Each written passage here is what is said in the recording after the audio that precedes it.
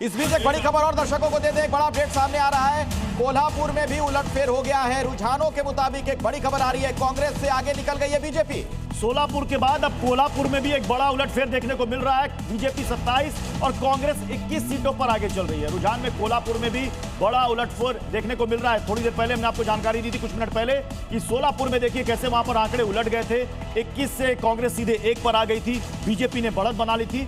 कोल्हापुर में भी लगभग वैसी ही तस्वीर यहां पर दिख रही है। आपको बता दें कि ये आंकड़े और रुझान ये हर कुछ मिनटों के बाद बदल रहे हैं। अभी कुछ भी कहना जल्दबाजी होगी, लेकिन जो रुझान है शुरुआत से वो देख करके ये लग रहा है कि यहां पर अभी विपक्षी खेमे को, यानी कि अगर हम शिवसेना यूपीटी गुट की बात करें, एमएनएस की बात करें, शरद पवार के एनसीपी गुट की बात करें, अभी उनके सामने संघर्ष बड़ा है।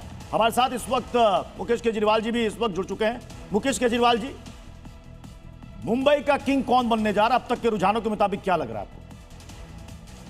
देखिए, ये पहले से भी उम्मीद यही जताई जा रही थी कि सत्तारूढ़ जो गठबंधन है उसे एज मिल रहा है, और मुझे लगता है कि वो सही साबित होगा, क्योंकि जो विपक्ष का बिखराव है वो सामने दिखाई दे रहा था। और जिस तरह की न सिर्फ एक अलायंस में एकजुटता चाहिए थी, बल्कि एक मोमेंटम भी क्रिएट दिखा नहीं, वो तब बनता हुआ दिखा नहीं। तो ये जो नतीजे दिखाई दे रहे हैं ना अभी रुझानों में, वो जो उम्मीद थी मुझे लगता है कि उसी को। एक बात बताइए मुकेश जी, एक सवाल मेरा ये है आपसे कि आज अब तक के रुझानों के बाद एक बड़ी खबर, क्या हम ये कह सकते हैं कि ये जो ब्रांड ठाकरे हुआ करता था अब वो धूमिल हो जाएगा इसके बाद?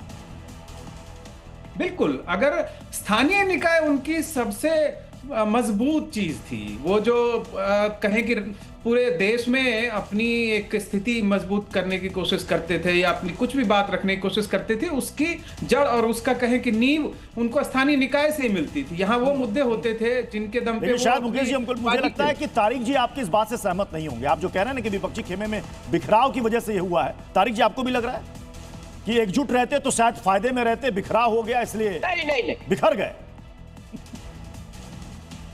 नहीं, ऐसा कुछ भी नहीं है। देखिए, जरूरी नहीं है कि गठबंधन करके ही आप हमेशा जीत लें। बड़े बड़े मैंने एक्सपर्ट को ये बात कहते हुए देखी है, और जरूर कहीं ना कहीं अगर अभी, खैर मुझे फिर भी अभी मैं कह रहा हूं कि मुंबई के लिए कि अभी नतीजे फाइनल आने दीजिए, नतीजे पलटेंगे। क्या होंगे फाइनल नतीजे? चलिए आप बता दीजिए क्या होने जा रहा है, कुछ बदल जाएगा बहुत बड़ा?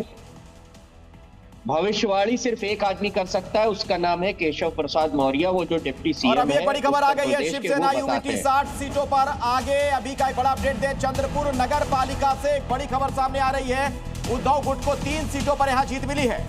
उद्धव गुट की यहां पर 3 सीटों पर जीत हुई है। नगर पालिका से आपको बता रहे हैं चंद्रपुर, ये छत्रपति संभाजी नगर से भी देखिए बड़ी अपडेट आपको दे देते हैं। छत्रपति संभाजी नगर में ओवैसी की पार्टी की 15 सीटों पर उनके कैंडिडेट, उनके उम्मीदवार यहां पर आगे हैं। संभाजी नगर में बीजेपी 23 सीटों पर आगे चल रही है। शिवसेना यूपीटी गुट के 4 सीटों पर उम्मीदवार आगे चल रहे हैं। छत्रपति संभाजी नगर की अगर हम बात करें तो यहां के भी आंकड़े आपके सामने। ओवैसी की पार्टी 15 सीटों पर यहां बढ़त बनाए हुए है। एक सवाल राकेश उपाध्याय जी आपसे है, ये जरूर स्थानीय निकाय के चुनाव थे, लोकल बॉडीज के थे, लेकिन जिस तरीके से हमने देखा मुद्दा उठाया गया इसमें, और खास तौर पर जो ध्रुवीकरण का प्रयास दोनों तरफ से किया गया, ऐसा लग रहा था कि कोई विधानसभा या लोकसभा का चुनाव हो रहा हो। क्या है, मुंबई तो देश की आर्थिक राजधानी है, और अब तक उस पर उद्धव ठाकरे गुट का कब्जा रहा बीएमसी पर। पिछले कुछ समय से उनकी कोशिश रही है कि किसी भी तरह से अपनी खोई हुई राजनीति को हम फिर से प्राप्त करें। अब बीजेपी के साथ तो बड़े भाई के रूप में थे, बीजेपी छोटे भाई थी, बाद में टकराव हुआ, तो बड़ा भाई बनने की जो उनकी इच्छा थी वो धरी की धरी रह गई, और सत्ता भी छोड़नी पड़ गई, सरकार हाथ से निकल गई, एक नाथ शिंदे इधर आ गए। अब जाहिर तौर पर मैं फिर कह रहा हूं, ये इलेक्शन जो है उनके लिए एक बहुत बड़ा झटका साबित होने जा रहा है। क्यों? कोई भी मनुष्य, कोई भी मतदाता जिसने बाला साहेब की राजनीति को देखा है और जिनके इशारे पर मुंबई चलती रही है, महाराष्ट्र की राजनीति प्रभावित होती रही है, आपका सारा आचरण और व्यवहार ही बाला साहेब के विचार, सिद्धांत, आदर्शों के विपरीत चला गया। अब कैसे जनता आपका साथ देगी? नवीन जी भी हमारे साथ जुड़े हुए हैं। नवीन जी, जो बात महाराष्ट्र की सियासत में खास तौर पर मुंबई के लिए कही जाती है, ब्रांड ठाकरे, आपको लग रहा है कि वो ब्रांड ठाकरे अब वो ब्रांड नहीं रहा?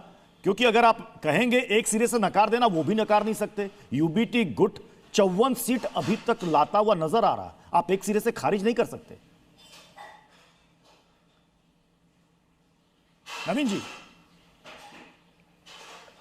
जी प्रत्युष, मेरा ये कहना है कि आपने पहले ब्रांड सुने होंगे, निरमा, 555, पार्ले, ये ब्रांड सब खत्म हो गए।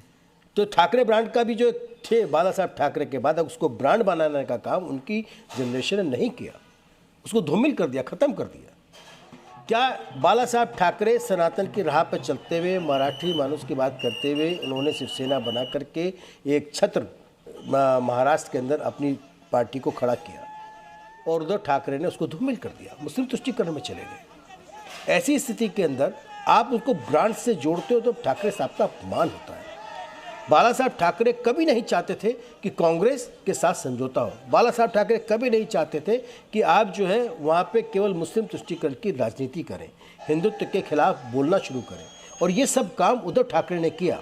उसके बाद बाला साहब ठाकरे का ठाकरे ब्रांड खत्म हो गया, वहीं उसकी हत्या हो गई, उसको उन्होंने जीवित नहीं छोड़ा। लेकिन दूसरी एक बड़ी खबर बता दें नवीन जी, फिर आता हूं मैं आपके पास। एक ब्रेकिंग न्यूज़ 110 से ज्यादा सीटों पर बीएमसी गठबंधन आगे है।